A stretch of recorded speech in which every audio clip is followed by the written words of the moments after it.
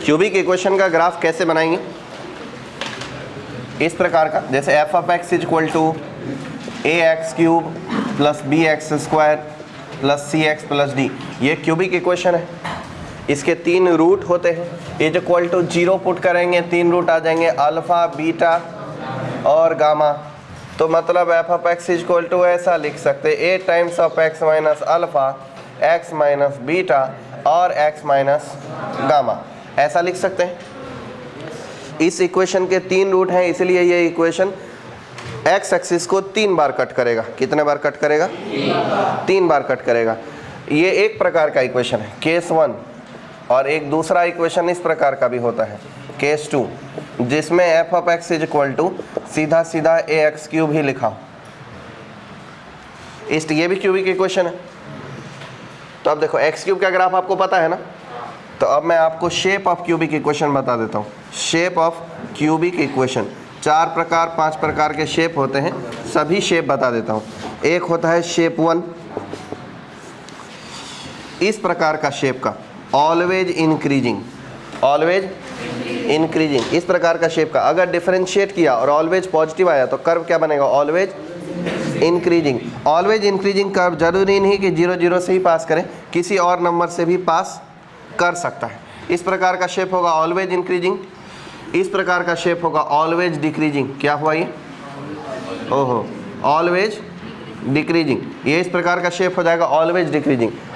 ये जरूरी नहीं है कि 0 0 से ही पास करें। अगर डेरिवेटिव नेगेटिव हुआ तो ये कब होगा? जब सिंगल डेरिवेटिव ऑलवेज पॉजिटिव। और ये कब होगा? जब सिंगल डेरिवेटिव। और इस शेप में कितने रूट हैं? एक रूट है। और क्यूबिक इक्वेशन के रूट की जो केसेज होते हैं वो एक रियल, दो नॉन रियल या फिर तीनों रियल, ऐसा हो सकता है। तो एक रियल रूट के ये 2 केस हो गए। इसके अलावा और भी देखो, दूसरा शेप वो होता है कि अगर डिफरेंशिएशन 2 बार 0 हो, इसमें तो 1 बार 0 नहीं होगा, डिफरेंशिएशन होगा। इसमें 1 बार डेरिवेटिव 0 होगा। अरे यार, डेरिवेटिव 0 कैसे हो सकता है? डेरिवेटिव ऑलवेज नेगेटिव है, 0 नहीं है। यहाँ derivative always 0। Derivative quadratic equation बनेगा। क्यूबिक इक्वेशन को डिफरेंशिएट करेंगे, क्या बनेगा? क्वाड्रेटिक इक्वेशन या तो 1 बार 0 होगा, सॉरी, या तो 0 टाइम्स 0 होगा या फिर 2 बार 0 होगा, बराबर ना। क्वाड्रेटिक इक्वेशन के 0 रियल रूट्स हो सकते हैं या 2 रियल रूट्स हो सकते हैं। तो अगर 2 बार 0 होगा तो कर्व 2 बार टर्न लेना पड़ेगा। तब उस केस में शेप इस प्रकार से बनता है, इंक्रीजिंग डिक्रीजिंग इंक्रीजिंग। क्या बनेगा?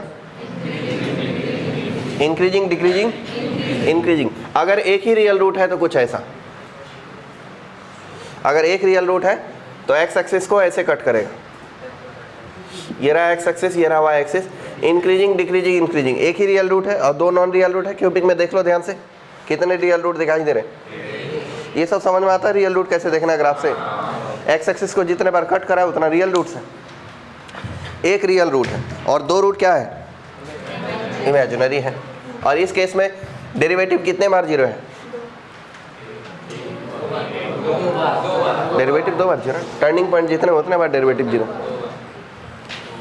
इस टाइप के शेप को ऐसा बोल सकते हो, अप डाउन अप। क्या बोल सकते हो? Up down up. देखो, अप डाउन अप क्या हुआ? ये उड़ू हो गया, उड़ू। ठीक है। अब इसका एक और शेप देख लो, शेप 3। वो होता है डाउन अप डाउन। क्या बनेगा? Down up down. ये क्या बनेगा?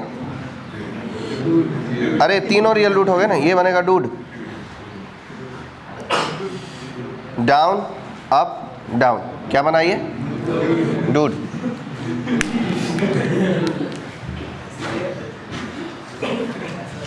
डाउन अप डाउन या फिर अप डाउन अप, ये 4 प्रकार के शेप हो जाएंगे।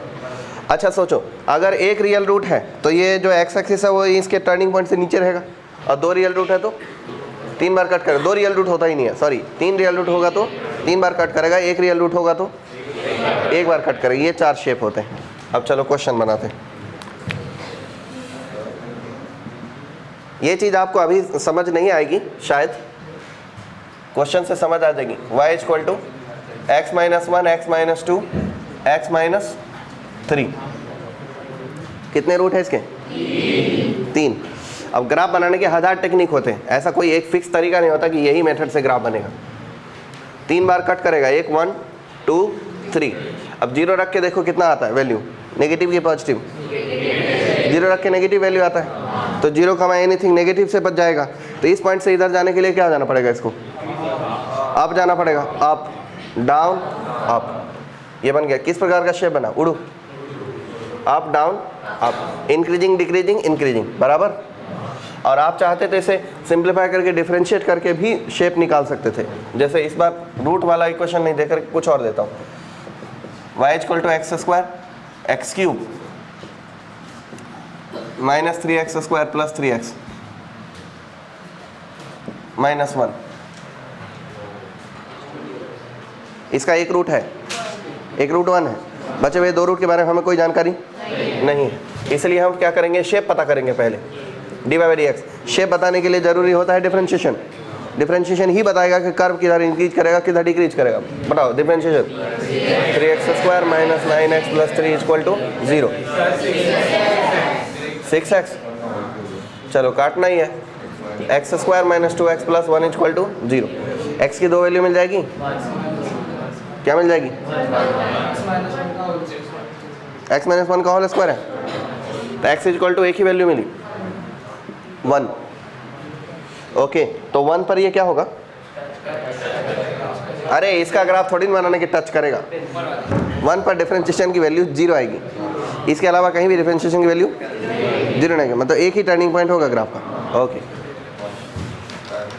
देख लो, ये रियल नंबर है बनाओ।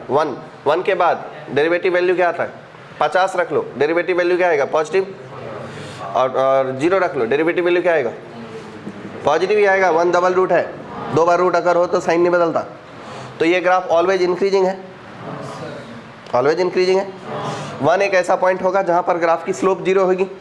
और y equal to x cube का ग्राफ का शेप याद है, यहाँ पर स्लोप 0 होता है, लेकिन एक इंस्टेंट के लिए स्लोप 0 होने से कर्व ऑलवेज इंक्रीजिंग ही रह सकता है। सिर्फ एक इंस्टेंट पर स्लोप 0 होने से कोई फर्क, कर्व ऑलवेज इंक्रीजिंग है, तो ये कर्व क्या होने वाला, ऑलवेज इंक्रीजिंग होने वाला, स्ट्रिक्टली इंक्रीजिंग, मतलब ये ऑलवेज इंक्रीज करेगा। और किस पॉइंट से पास करेगा कर्व, 1 कामा 0 से। उसके बाद 0 स्लोप के साथ इंक्रीज हो जाएगा, और उससे पहले भी 0 स्लोप के साथ इंक्रीज ही हो जा रहा है।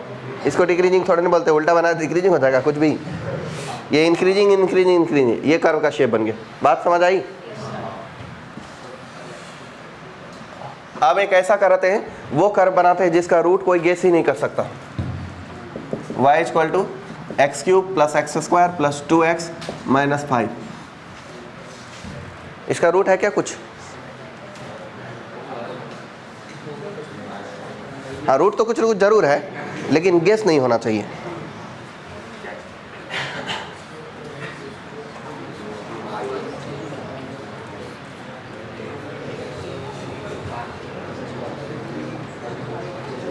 गेस नहीं हुआ रूट, ओके अच्छी बात है, मैंने तो गेस करने का ट्राई नहीं किया।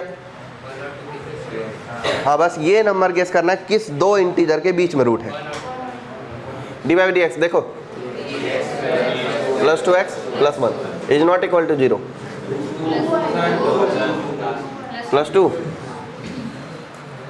इक्वल टू 0 पुट करो, x की वैल्यू क्या मिलेगी, b स्क्वायर माइनस 4ac। वैसे भी 0 हो ही नहीं पाएगा, डिस्क्रिमिनेंट नेगेटिव है, ये डिस्क्रिमिनेंट नेगेटिव है ना, 4ac काफ़ी बड़ा होता है, इसलिए not equal to 0। Not equal to 0 it means क्या, ऑलवेज पॉजिटिव। और जो डिफरेंशिएशन ऑलवेज पॉजिटिव है तो ग्राफ क्या बनेगा, ये ऑलवेज इंक्रीजिंग। क्या बनेगा, ऑलवेज इंक्रीजिंग। अच्छा जरा ये पता लगाना पड़ेगा किस 2 इंटीजर के बीच में रूट लाई कर सकता है। और अगर कर्व ऑलवेज इंक्रीजिंग है तो कितने रूट होगा, ऑलवेज इंक्रीजिंग कर्व का एक ही रूट होता है, फिर कर्व 1 1 हो जाता है। अगर डिफरेंशिएशन ऑलवेज पॉजिटिव हो तो कर्व 1 1 हो जाता है, तो मेनी रूट होने के चांस ही नहीं है। अब पता लगा किधर से किधर के बीच में लाई करता है। 1 होने पर ये कितना आता है, 4 माइनस 1, और 2 होने पर ये पॉजिटिव हो जाता है। तो 1 रखने पर ये नेगेटिव वैल्यू देता है, और 2 रखने पर ये पॉजिटिव वैल्यू देता है, तो मतलब 1 और 2 के बीच का ही कोई नंबर है जहाँ पर ये 0 क्रॉस करा है। समझ आए?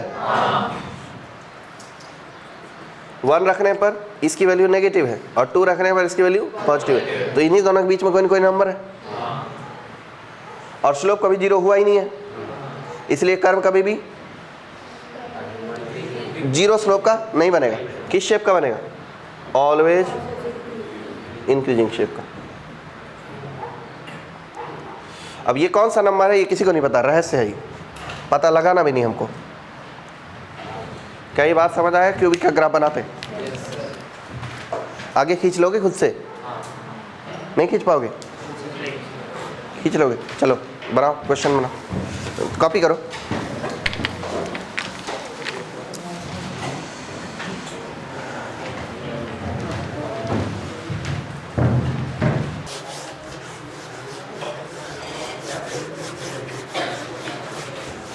चलो एक क्वेश्चन ले लेते हैं, ग्राफ बना लेते हैं। y equal to x cube minus 3x square plus 4x minus 8। इसका रूट गेस करना तो पॉसिबल है नहीं, इसलिए बिना रूट गेस किए ही पता लगाएंगे ग्राफ कैसा बनेगा। रूट गेस कर नहीं सकते, इसलिए ये पता लगाएंगे किस दो नंबर के बीच में रूट है। शेप पता लगाने के लिए डिफरेंशिएट करना पड़ेगा dy बाई डी एक्स। बोलो कितना? 3x square minus 6x plus 4 equal to 0। x की वैल्यू मिल जाएगी 6 plus minus b square minus 4ac 36 minus 4 के 12 चौका 48।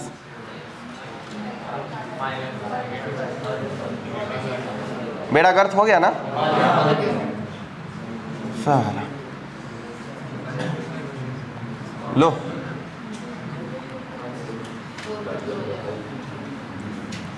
अब कितना रहेगा?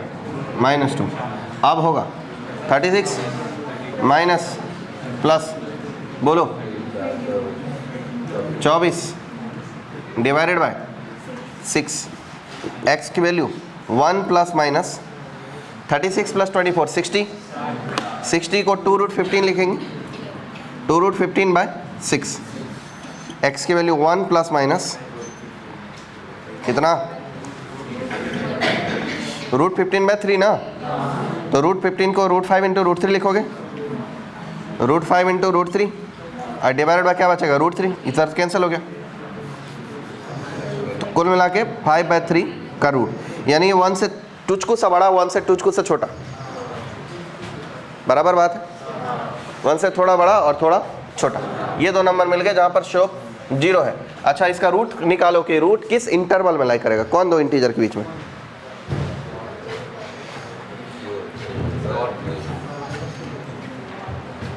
जीरो पर नेगेटिव है, 1 पे भी नेगेटिव है,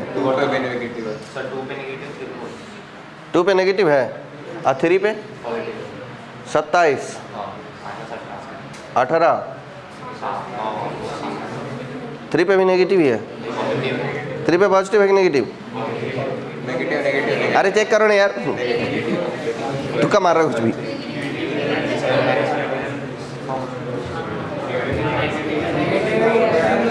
तो 4 पे 0 है, कुछ भी अश्लीलता फैला रहा हो। ये 64 होगा और 48 होगा 16 और ये 4 to 8 माइनस रूट मिल गया बे। 4 पे 0, बाकी की जरूरत नहीं है अब अपने को, अब कुछ भी जरूरत नहीं है। कहो कुछ और खोज रहे थे, जबरदस्त चीज मिल गई।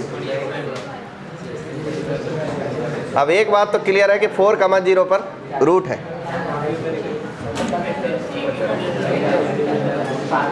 अच्छा एक ही रूट है कि मल्टी रूट है? एक रूट है कि 3 रूट है? कैसे पता?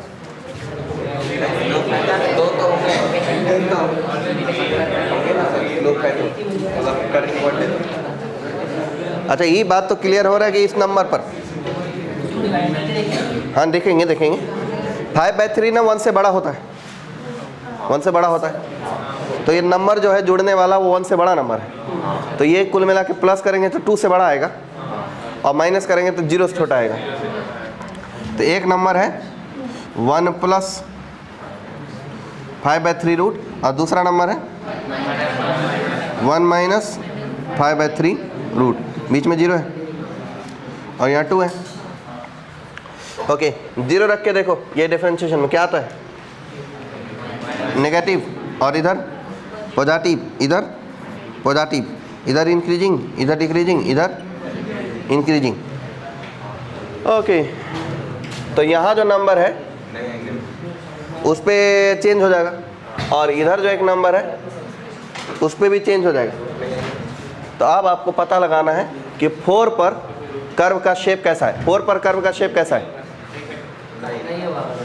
4 पर इंक्रीजिंग है ना, हाँ ये 4 पर इंक्रीजिंग है, मतलब ग्राफ कुछ ऐसा है। 4 पर तो ऐसे ही गया, इस पर आके स्लोप 0 हुआ है, 0 तो मैंने कर दिया। अब एक्स एक्सिस को इंटरसेक्ट कर रहा है कि नहीं कर रहा है ये नहीं पता, कैसे करनी कर रहा है? 1 तक तो 0 तक तो नेगेटिव है, उसके बाद नेगेटिव नंबर ही आएंगे तो वो भी चलेगा ना नेगेटिव। क्या बोल रहे हो? मतलब 0 तक तो नेगेटिव ही है, हाँ, उसके बाद नेगेटिव पुट करेंगे तो नेगेटिव भी है।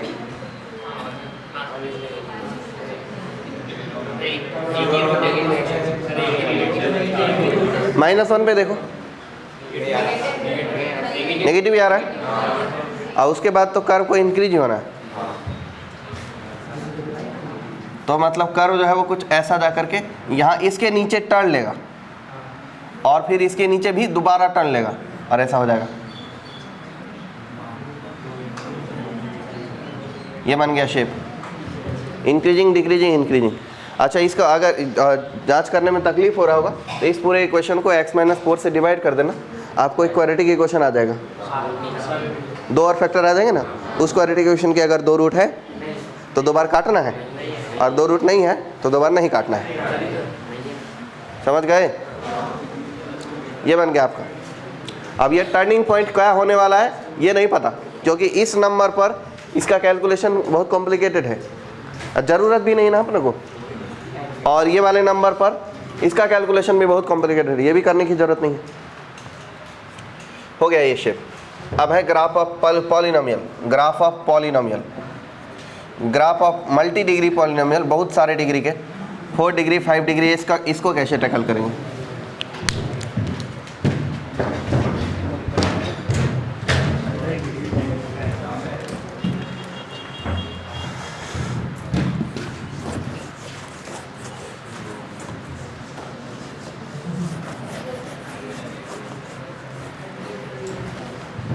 पंडित जी कुछ पल्ले पड़ा, ये बहुत अच्छा है आपका भाई, सन टैन होने का खतरा ही गायब है। ग्राफ ऑफ पॉलिनोमियल 4 डिग्री, एक काम कर लेते हैं, कितने नंबर की बात हो सकती है ये क्यूबिक इक्वेशन, तो अभी देख लेते हैं graph of 4th degree by quadratic. By quadratic किस प्रकार का शेप होता है? इस प्रकार का इक्वेशन होता है, case 1, f of x = a times of x to the power 4। ये तो बहुत ही घटिया बात है, ये तो आपको आता है, ऐसा होगा, x² जैसा ही होगा ना। अब बाकी अगर है 4 रूट है तो, अगर 4 रूट है तो, अच्छा बाय क्वाड्रेटिक इक्वेशन को जो स्लोप डिफरेंशिएट करोगे तो कितने डिग्री का इक्वेशन बनेगा? 3 डिग्री इक्वेशन कितने बार 0 हो सकते हैं? Maximum 3 times. तो मतलब ग्राफ में टर्निंग कितने हो सकते हैं? मैक्सिमम 3। अब मिनिमम 1 बार टर्न लेगा, मतलब by quadratic equation 1 bar turn जरूर लेगा, कम से कम 1 बार टर्न जरूर लेगा, या तो 1 बार टर्न लेगा या तो 3 बार टर्न लेगा। बाय क्वाड्रेटिक का डिफरेंशिएशन क्यूबिक है, क्यूबिक के 1 रूट तो 1 टर्न, या तो तीनों रूट तो 3 टर्न। तो केस 2, और वो है f of x = इस प्रकार का शेप में रहे, ax4 bx² cx, अयो b x cube c x square d x plus e. इस इक्वेशन का अगर हमें रूट पता चल जाए कल को कैसे भी, तो x minus alpha, x minus beta, x minus gamma, x minus kappa, 4 root हो जाएंगे ना, alpha beta gamma kappa theta lambda. तो alpha beta gamma kappa 4 root बोल दिए। कापा एक सिंबल होता है, पढ़ो क्या कभी?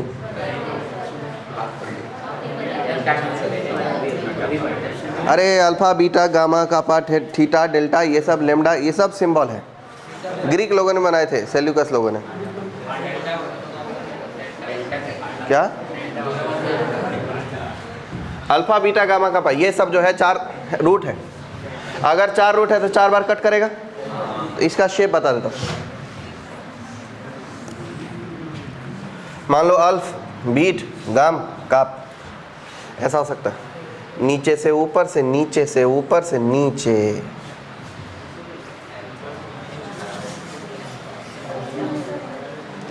कितने बार टर्न लिया?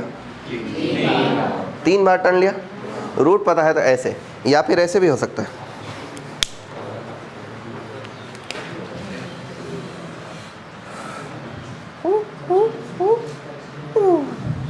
ऊपर से नीचे से ऊपर से नीचे से ऊपर, ये भी हो सकता है, समझे? या 2 रियल रूट्स,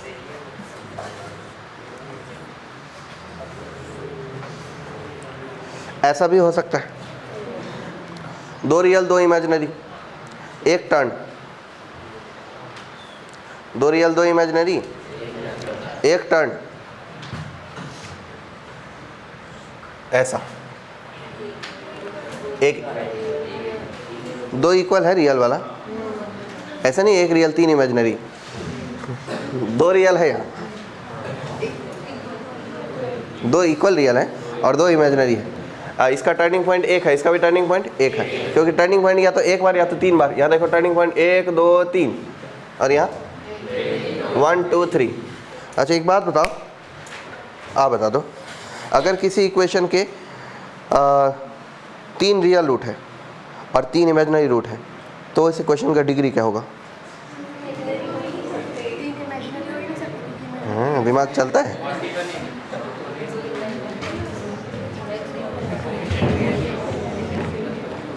चलो ये बाय क्वाड्रेटिक है, इसका ग्राफ बनाओगे? एक क्वेश्चन ले लेते। y इक्वल टू, कोई आदमी बोल गया x x minus 1 x minus 2 x minus 3, कितने रूट हो जाएंगे इसके? 4 रूट हो जाएंगे। डिफरेंशिएशन करने की जरूरत नहीं, क्योंकि रूट पता होता है तो इस कैलकुलेशन भी कर सकते हैं। एक तो 0 1 2 3। अच्छा 100 पे वैल्यू क्या आएगा? पॉजिटिव आएगा, सारे पॉजिटिव आएंगे, तो मतलब 100 पे वैल्यू पॉजिटिव आएंगे। तो ये ऐसे जा रहा होगा, फिर ये ऐसे जाएगा, फिर ये ऐसे जाएगा, फिर ये ऐसे जाएगा। समझ गए? नहीं समझे? समझ गए? ओके। अब है 5th degree equation. 5th 5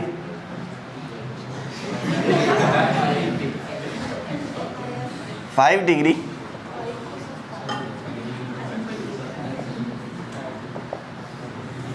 degree equation. F of x equal to इस प्रकार का शेप ax5, इसका शेप ऐसा, बिल्कुल क्यूबिक जैसा।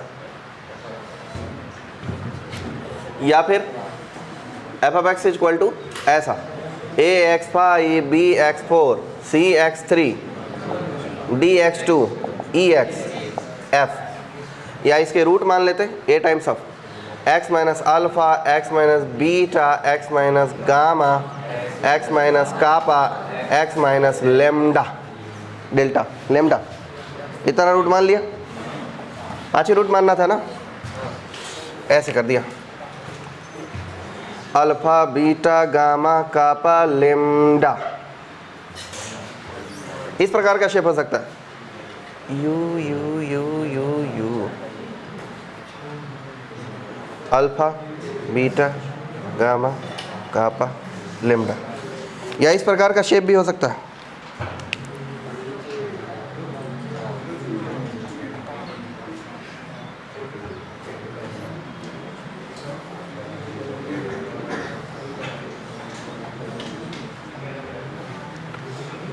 Alpha beta gamma kappa lambda. और कौन सा शेप होगा ये कौन बताएगा? डेरिवेटिव, डिफरेंशिएशन का साइन स्कीम बताएगा।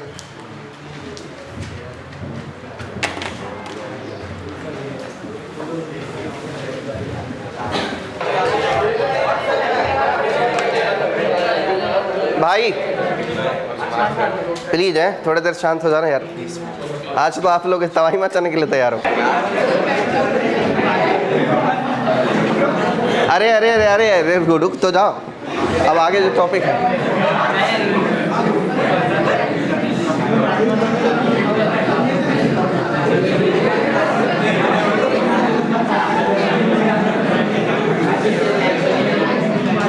नहीं वो हो गया।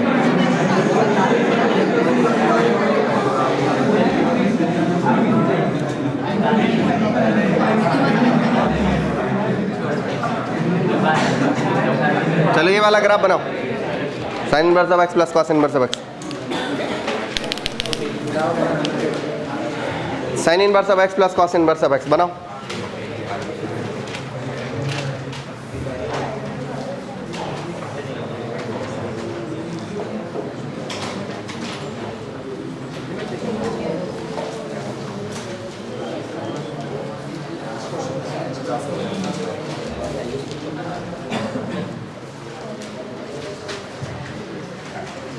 जन्म जन्म जन्म साथ रहना यूं ही।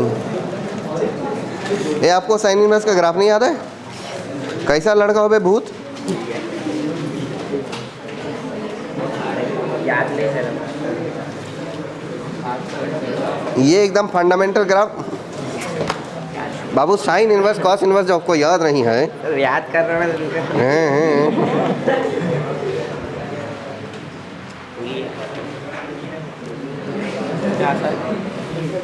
ग्राफ बना रहा हूँ तो याद नहीं है इतने दिनों में।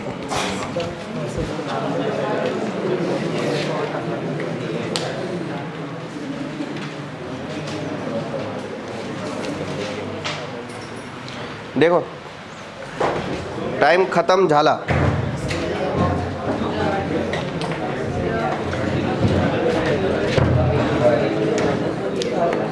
देखो मैं बना देता हूं, आप देख लो। ये बना sign inverse of x, sign inverse of x. ये बना कॉस इनवर्स ऑफ एक्स।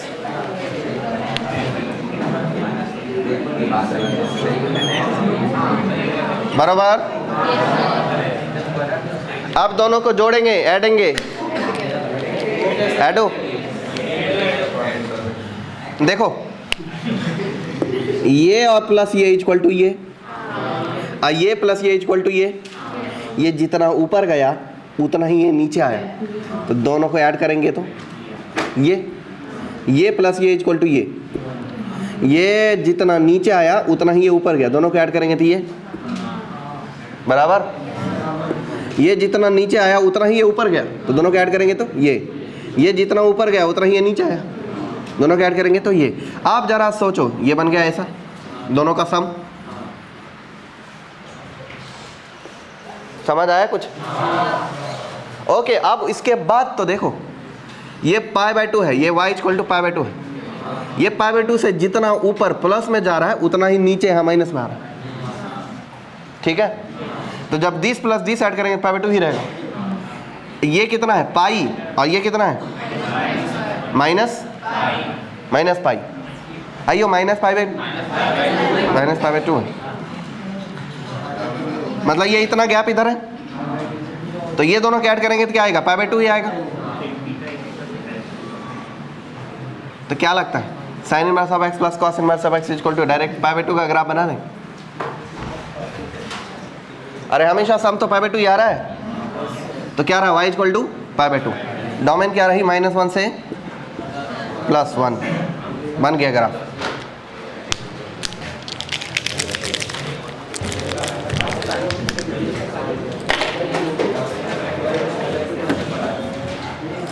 और इसी सवाल के साथ ग्राफ होता है समाप्त। मिलते हैं कल इनवर्स ट्रिगोनोमेट्री फंक्शन के साथ।